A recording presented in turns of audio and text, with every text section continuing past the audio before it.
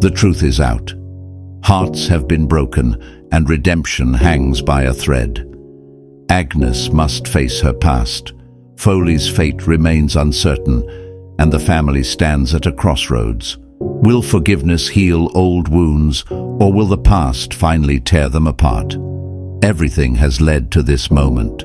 Stay with us as choices are made, destinies are sealed, and nothing will ever be the same again. Are you ready? Tears streamed down her face as they rushed her father to the hospital. Ya has been overwhelmed by the gravity of all that had been happening in her mother's life. Mistakes, misunderstandings, and pain, they could happen even in the best of homes. Later in the day, Foley found his way to the hospital. As he walked toward Ya, she stood up abruptly and moved away. Ya, not here, please. I know you're angry, but let's not air our dirty linen in public, he pleaded. You already did, she shot back. Your dad is fighting for his life. Let's focus on that for now, please, he urged. After leaving the hospital, Foley returned to the hotel, only to find Agnes gone. Frantic, he tried to track her down. His inquiries raised eyebrows among their friends, and tongues began to wag. Arye was discharged from the hospital after 2 months.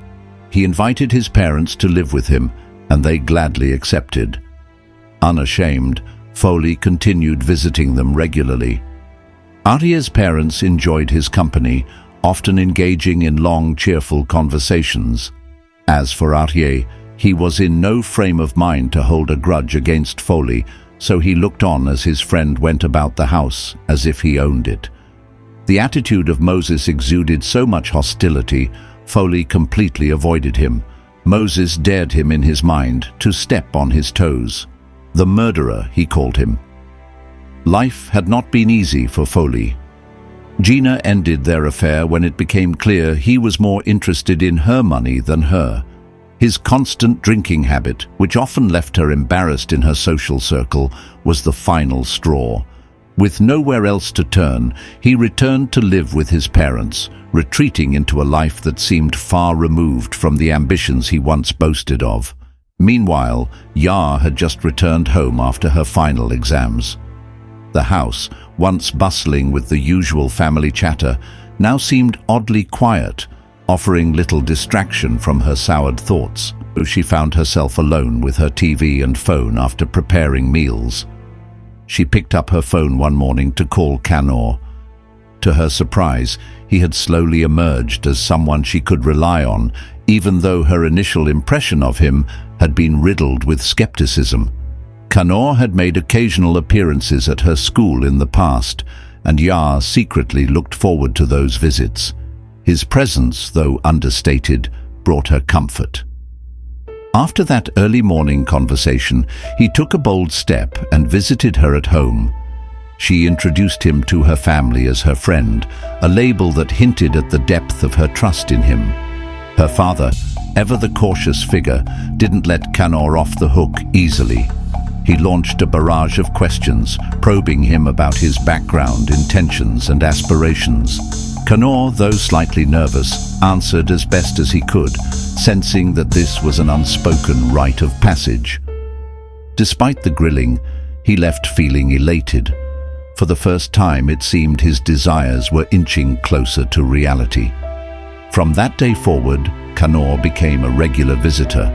He moved freely in and out of the house, his presence becoming an accepted part of Ya's life. For Kanor, this was more than he had dared to dream, a chance to belong, a connection that felt real and unshakable. For Ya, it was the beginning of a friendship she hadn't known she needed. Agnes had the shock of her life when she discovered she was pregnant. The realization sent her reeling, her thoughts a chaotic mix of fear, shame, and despair. There was no doubt in her mind who the father was, a truth that made her situation all the more unbearable. Feeling trapped and desperate, she left the second hotel where she had been hiding after 2 weeks and headed for her grandmother's village, Akame. She went to her only remaining grandaunt. Her arrival at Akame was met with genuine joy. The old woman, frail but sharp-eyed, welcomed Agnes warmly, remarking how long it had been since anyone from the family had come to see her. Agnes, in her turmoil, put on a brave face and embraced her relative's hospitality. Akame was a remote farming village tucked away in the middle belt of the country. Life there was a stark contrast to the fast-paced city life Agnes was used to. There were no modern conveniences. The nearest clinic was 5 kilometers away, and the closest town with a bank and post office was 40 kilometers distant. The only way to reach Akame was by motorbike, navigating narrow dirt paths that wound through farmlands. For Agnes, this isolation was a blessing. She did not need to explain herself or face probing questions. She immersed herself in the simple routines of village life. She fetched water from the community well, carried bundles of firewood on her head, and cooked meals over a mud fireplace. The manual labor was exhausting, but there was something soothing about the rhythm of her days. She found a strange sense of peace in the simplicity of it all, a temporary escape from the overwhelming weight of her reality. Time passed, and Agnes remained in Akame, gradually adjusting to her new surroundings. Her pregnancy became evident, but the villagers, ever respectful, refrained from asking questions. To them, Agnes was just another young woman seeking solace in the arms of her elderly relative. Back home, Agnes's sudden disappearance left her family bewildered. They searched for her in vain, contacting friends, colleagues, and extended relatives, but no one had any information. The longer she was gone, the more concerned they became. Ya, in particular, felt the absence of her mother keenly. She called her mother's phone countless times, each unanswered ring a painful reminder of the void left behind. While sifting through her mother's belongings in a quiet moment of reflection, Ya stumbled upon an old photograph. It was a faded image of her grandparents, standing proudly with an older woman Ya did not recognize. Intrigued, she studied the photo closely, noting the rural backdrop and the familiarity of the features of the older woman. Who was she? Unable to shake her curiosity, Ya took the photograph to her father. Arya examined it, his expression softening as recognition dawned. "That's your grandmother's sister, Awo," he said, tapping the image of the old woman. "She lives in a village called Akame. I remember going there to visit her." A spark of hope lit up Ya's heart. Could her mother be there? It was the first real lead they had since Agnes disappeared. Ya shared her discovery with Moses and Kanor. The photograph became their guide, and with determination, they set off on a journey to find the village. They diligently made inquiries in the marketplaces until they were able to locate where Akame was. A young man volunteered to take them there. Showing the picture to the first person they encountered, they were promptly led to the old woman's house.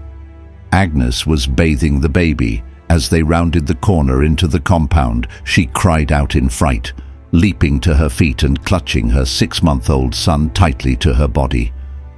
Ya, eyes filled with sorrow, whispered softly, "Mummy," as she looked upon her once gorgeous mother, now disheveled and anguished. Overcome with emotion, Agnes crumbled to the ground, her body racked with sobs. Ya and Moses went to lift Agnes onto the chair. "Uncle Moses, please forgive me. I have done all of you a great wrong, my in-laws especially." "You've done no one any wrong. You were a victim of circumstance. We're here to take you back," Moses said firmly.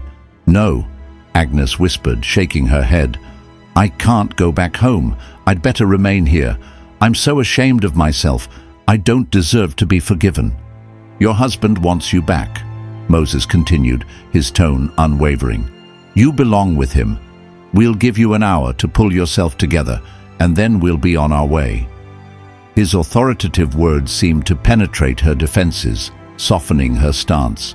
The old woman, who had just come back from her farm, was followed by a small crowd of people who had hitherto hovered on the outskirts of her compound. She silently listened to the visitors and began to weep when she grasped the purpose of their visit. "Take her home," she urged them. "She belongs with her family. But I have one request. Promise me you'll come back to bury me properly when my time comes." The weight of her plea hung in the air, adding yet another layer of gravity to the moment. Agnes nodded silently, assuring her grandaunt she would not forget her. She moved closer to her daughter. "Ya, this is Tristan, your brother," she whimpered. Ya extended her arms and took the baby from her mother. "He's coming with us," said Moses. The baby bore his mother's features, but Ya and Moses instinctively knew he was Foley's son. It was to become a truth hidden in plain sight, an unspoken secret within their home. Strangely, Foley never seemed to consider the possibility that Tristan might be his child, nor did he ever question Agnes about Tristan's legitimacy as an Aryeh. After all, the child showed no trace of resemblance to him. If Aryeh ever confronted Agnes about it, those conversations remained private and confined to the bond of husband and wife. Despite the circumstances surrounding the conception of the innocent boy, Aryeh focused on making their marriage work. Agnes had gone through an excruciating experience her innocent heart was barely able to bear. Agnes herself was overwhelmed with gratitude to Aryeh and Ya. She had expected them to reject Tristan, but they both lovingly embraced the adorable baby into their lives. The love that they had shared for so many years as a close-knit family, and more so their silent show of forgiveness, overcame the test of their quandary. Tristan was christened Tristan Aryeh, and no one pointed accusing fingers at Agnes. The vivacious woman turned herself into a doleful housewife, having lost all sense of liveliness. She carried the burden of her self-condemnation silently, dedicating her life to caring for her aged in-laws, who never learned her story, and her husband, who had begun to regain mobility with the aid of a walking stick. Kanor and Ya married and settled in Aryeh's home, where they became one big, joyful family. The house grew lively and boisterous as Ya and Kanor started raising children, filling it with laughter and hope for the future. And so, through pain, redemption, and forgiveness, love found its way home. Mistakes were made, hearts were broken, but in the end, the strength of family and the power of second chances prevailed.